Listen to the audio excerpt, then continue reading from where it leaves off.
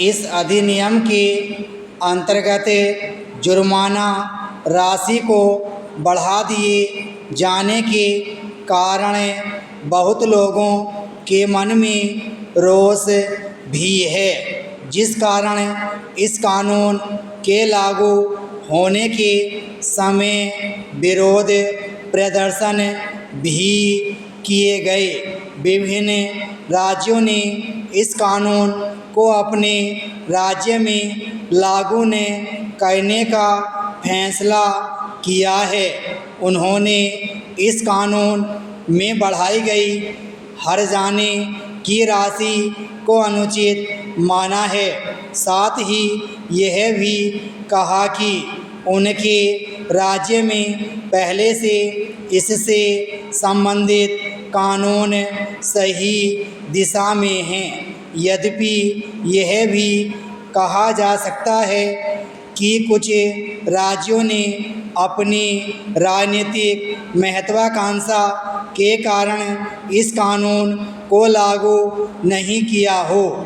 ज्ञातव्य है कि मोटर वाहन भारतीय संविधान की समवर्ती सूची के अंतर्गत आता है एवं अधिनियम के अनुसार राज्य सरकारों पर इसे लागू करने का कोई दबाव नहीं है, किंतु अगर वे इसे लागू करती हैं तो केंद्र सरकार सहयोग करेगी।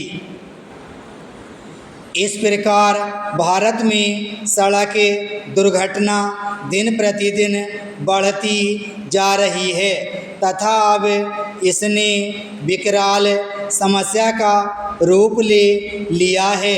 जैसा कि विश्व स्वास्थ्य संगठन की वर्ष 2018 की रिपोर्ट में कहा गया है कि दुनिया भर में सबसे ज़्यादा सड़क दुर्घटनाएं भारत में होती हैं।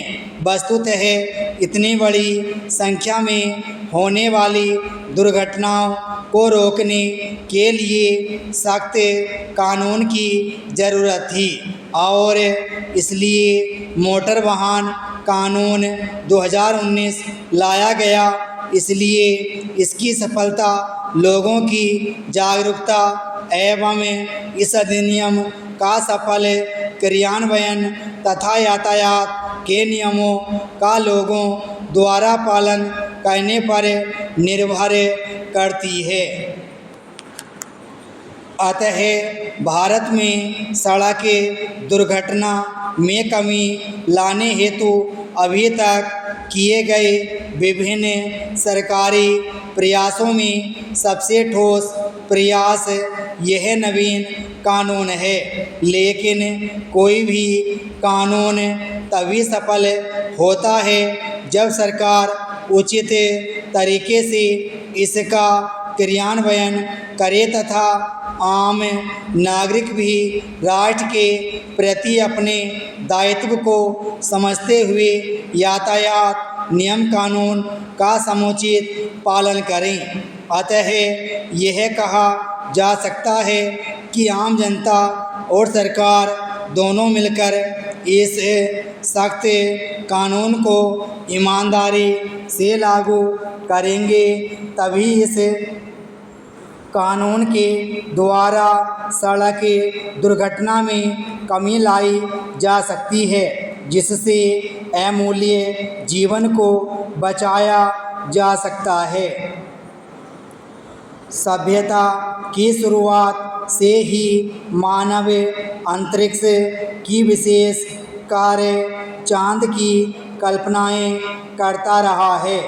इन रोमांचक कल्पनाओं में चाँद कभी अध्यात्म का विषय रहा हो तो कभी कविताओं का। हमारे देश में चाँद से लगाव इतना ज़्यादा है कि आज भी बच्चों को चंदा मामा की कहानी सुनाई जाती है। भारतीय साहित्य में ज्योतिष, कर्मकांड, आचार व्यवहार आदि में चंद्रमा का अति महत्वपूर्ण स्थान